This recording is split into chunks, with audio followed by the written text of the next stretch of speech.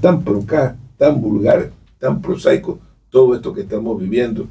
Nuestro invitado de análisis de educación creo que viene como una perla, la relación de ética y educación. El computador le comienza a funcionar a Manuel Murrieta a 100 kilómetros por hora, a 1500 kilómetros por hora. Venga. Puede ser.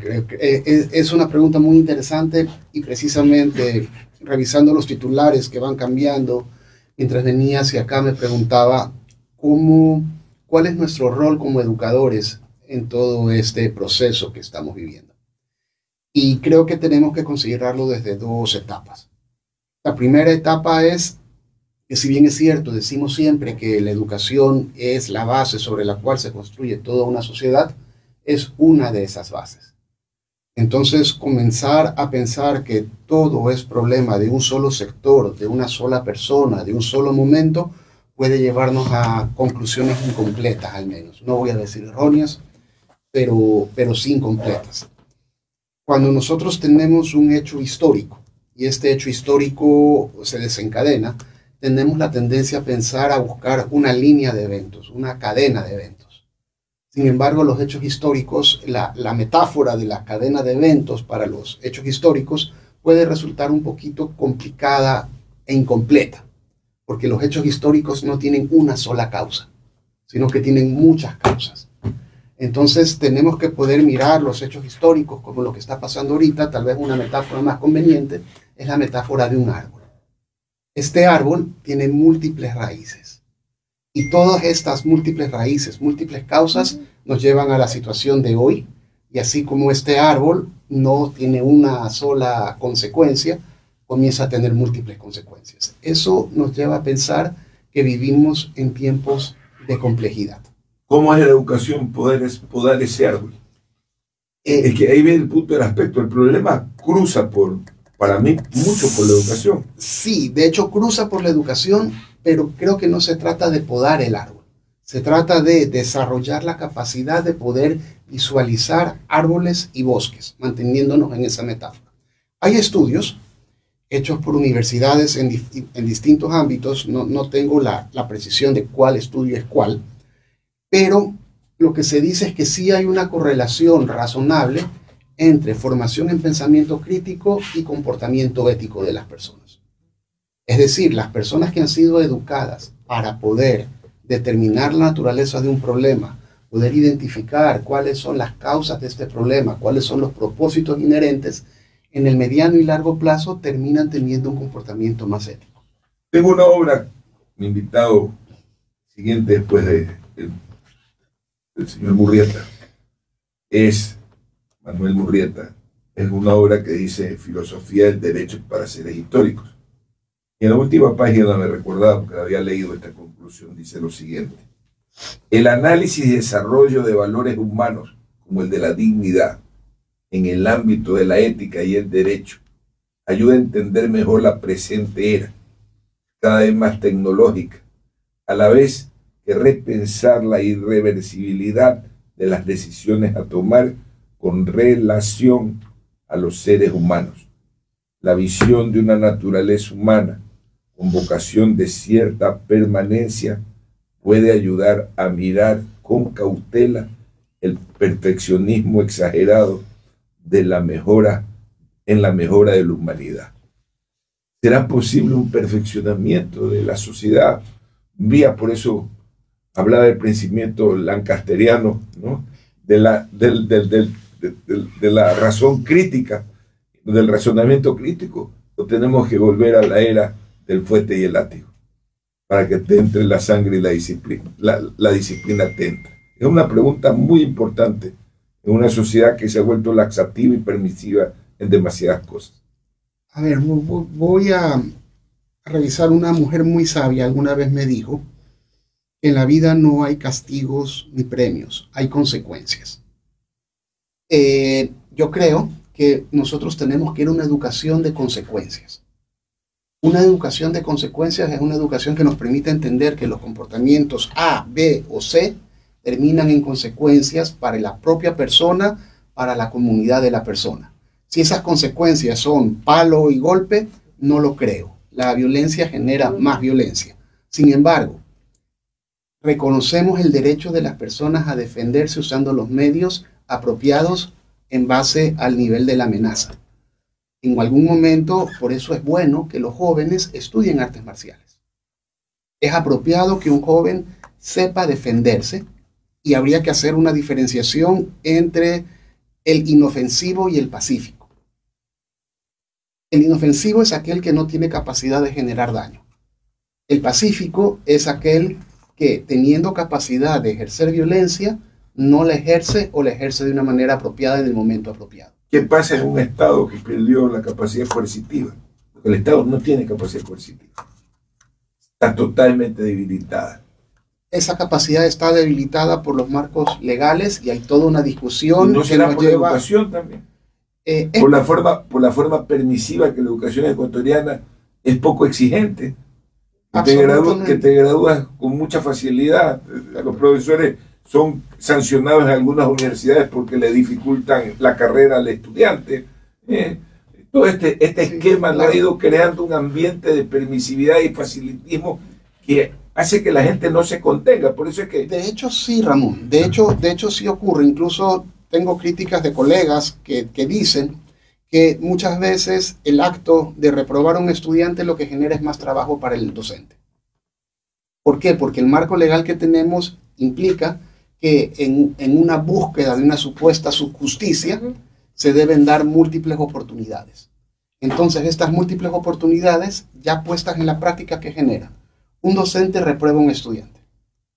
El acto de reprobar a este estudiante implica para el docente múltiples aspectos burocráticos de generar el examen, del examen, del examen, del examen. Entonces hay una serie de incentivos que van orientadas a que el docente se ahorre ese trabajo extra y simplemente apruebe a todas las personas. Yo aquí voy a continuar con lo que don Ramón señalaba y de hecho como ser hija de un docente de 30 años en ejercicio, puedo ver y puedo también preguntar lo siguiente, porque he escuchado mucho hablar a mi papá de la diferencia de una educación como efectivamente lo decía, que sabía las consecuencias de los actos A, B, C. Actualmente, por ejemplo, los estudiantes no conocen de consecuencias porque en el sistema fiscal, sobre todo, están impedidos de que un estudiante tenga que perder el año. Hay muchas oportunidades, a pesar de que ya en estos momentos ni la inasistencia es motivo para perder el año. Hay muchas oportunidades para que ese estudiante no salga del sistema educativo, pero así como hay oportunidades para que no salga, porque el no estarlo también genera una dificultad, tampoco se dan medidas en las cuales el estudiante sepa cuáles son las consecuencias de no asistir. Y ahora no solamente tenemos a estudiantes irresponsables, sino padres que son fiscalizadores de lo que hacen los docentes, perdiendo la autoridad en sus propias aulas de clase. ¿Cómo retomamos a lo que anteriormente llamábamos disciplina por lo menos en el sistema fiscal no lo encontramos como tal? Ok. Esto es como un movimiento pendular. En términos generales y como principio, es importante determinar esto. Toda virtud viene acompañada siempre de dos vicios. Viene acompañada de un vicio de déficit y de un vicio de exceso. La disciplina, como virtud, viene acompañada de un vicio de exceso. El vicio de exceso puede ser tan grave como el vicio de déficit. Lo que nosotros tenemos que buscar y procurar encontrar es este punto intermedio que cambia de acuerdo al espíritu de cada tiempo. Y no es una tarea sencilla y podríamos continuar horas hablando de eso, pero la terminología es equilibrio y razonabilidad. Gracias, querido Manuel. Nos veremos en 15 días nuevamente para un análisis educativo. La coyuntura pone a la educación, a todos los niveles de educación en cuestionamiento. Algo debe estar fallando. No puede ser que todo un sistema no funcione, no tenga bisagras mínimas que contenga un sistema. Un sistema tiene necesidad de unas bisagras éticas lo suficientemente sólidas por decir hasta aquí llegamos. Ver a más de 90 guías penitenciarios encarcelados en sus propios reductos me parece algo fuera de lugar y no controlado. No es que no ha pasado en países, en Estados Unidos, en diferentes, lo ha sucedido. Pero en un momento dado hay un suprapoder que interviene y crea los paliativos o aplica los elementos que funcionan. Debe estar demasiado corrompida la estructura ética de la sociedad, y yo no creo que responda a la legislación, sino a cómo se respeta la legislación. Pero cambiando de tema, tengo el inmenso placer de que nos acompañe José Antonio Santos, el profesor titular de Filosofía del Derecho y secretario académico del Departamento de Derecho Público de la Universidad Rey Juan Carlos. Es licenciado en Derecho por la Universidad Complutense de Madrid y doctor europeo en Derecho por la Universidad del Rey Juan Carlos, ambos títulos con premios extraordinarios. Entre sus varios premios y reconocimientos destacados, el premio Luis Portero de Derechos Humanos, otorgado por la Real Academia de Jurisprudencia y Legislación de Granada. En esta obra, que se presentó en la Universidad de Guayaquil el martes pasado, si mal no recuerdo, La filosofía del derecho para seres históricos, sobre la hermenéutica jurídica en perspectiva de la historia. Aquí señala varias cosas, un análisis filosófico desde el deber ser, de la dignidad, etcétera, etcétera. Y por eso, tomando ese libro, le preguntaba a Manuel Murrieta precisamente sobre este valor tan importante de la dignidad, que usted lo lleva y lo analiza en los famosos campos de Auschwitz, ¿sí?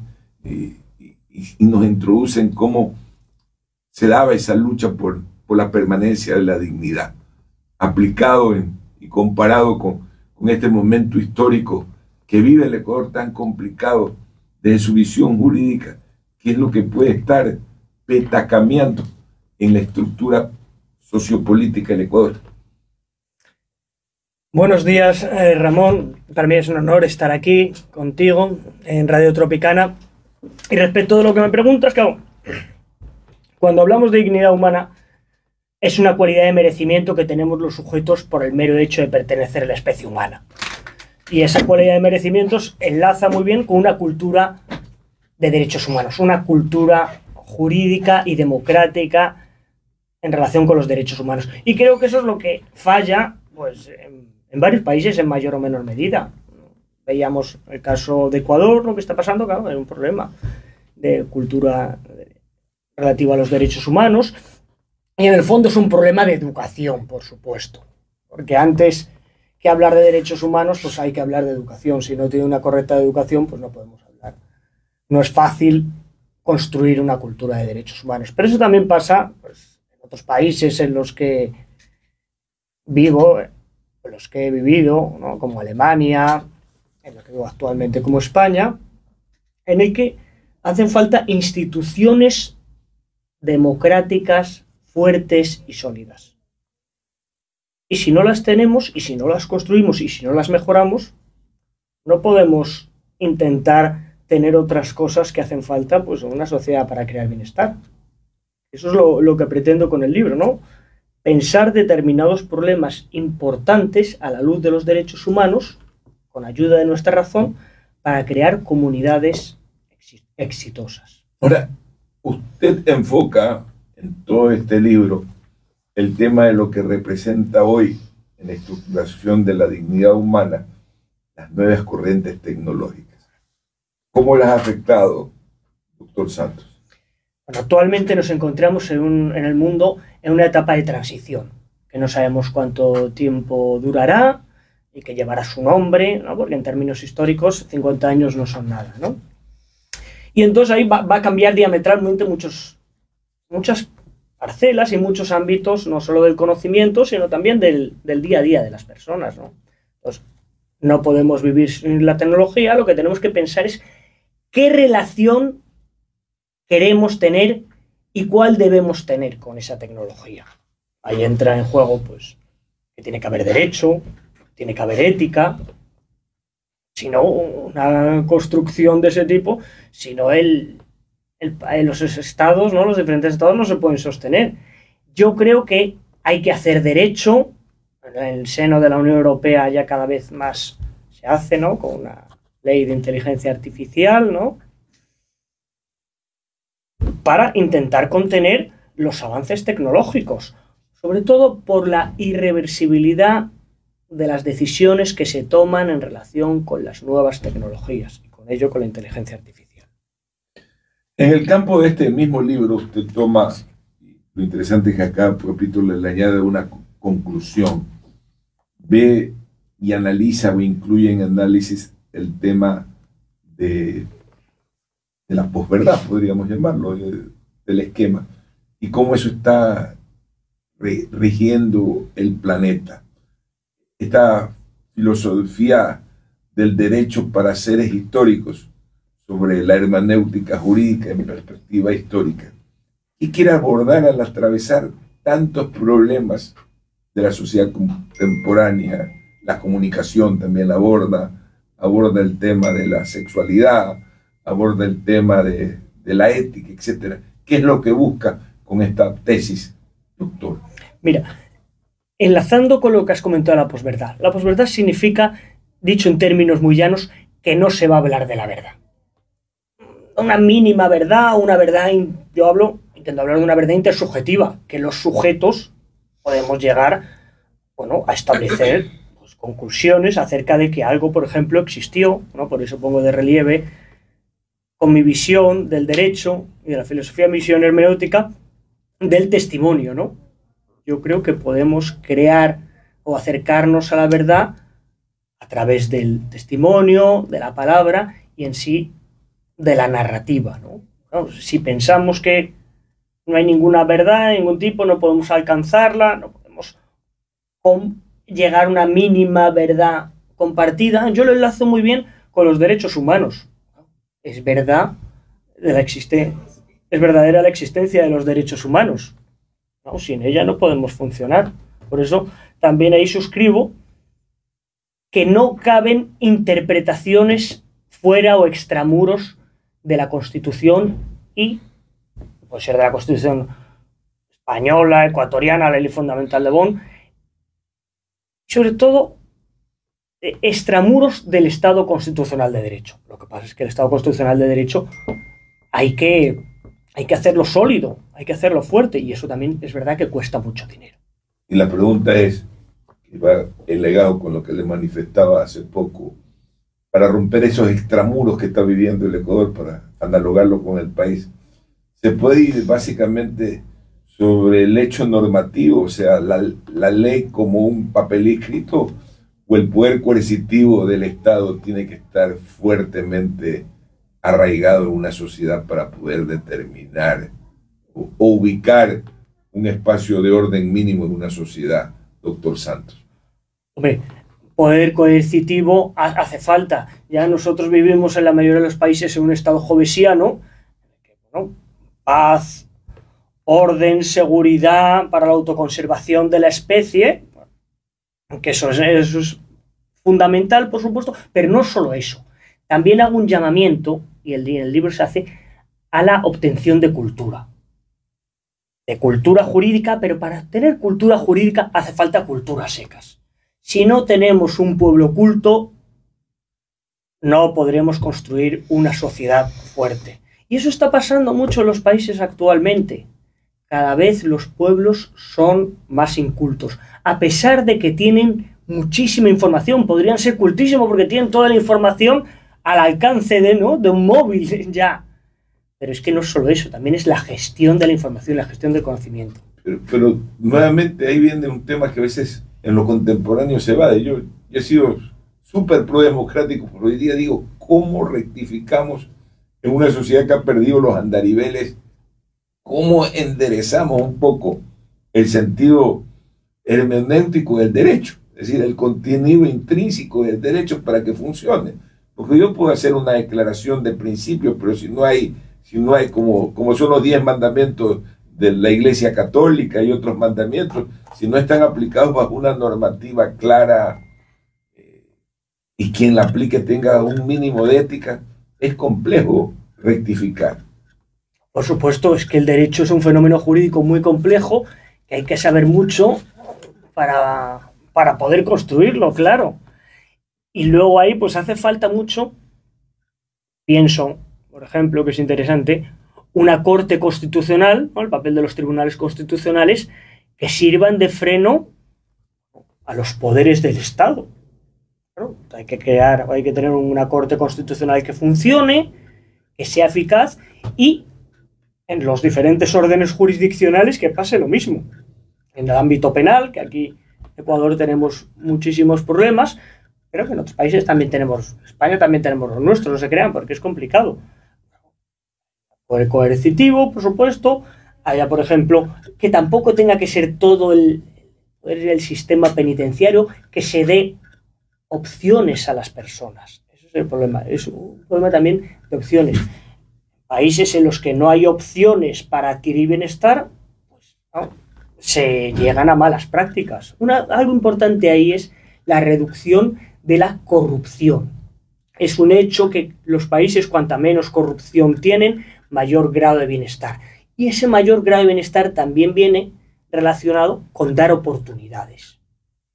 Mejoras el salario mínimo interprofesional que decimos nosotros en España, si tú capacitas a la policía, si tú mejoras los sueldos de las fuerzas y cuerpos de seguridad del Estado, siempre y cuando para eso hay que atraer dinero a través de inversiones que se faciliten, a través, pues, por supuesto, vía impositiva, pero teniendo un cierto equilibrio y generando mejor nivel de bienestar, la corrupción necesariamente se reduce, porque das alternativas a las personas. Ojo, no muy grande. Y luego que se tenga unas fuerzas y cuerpos de seguridad del Estado que sean eficaces, eficientes y eficaces. Eso pasa porque estén más profesionalizados. Eso pasa, por ejemplo, también en Ecuador, ¿no? Por ejemplo, el ejército, como, bueno, se ha ido, pues bueno, paulatinamente profesionalizando cada vez más, pero le faltan medios. Hay que generar la posibilidad de que tengan medios. José Antonio Santos, autor de la obra Filosofía del Derecho para Seres Históricos, nos ha acompañado. Vamos a un comercial y enseguida volvemos. Gracias, José Antonio. Gracias a ti, Ramón.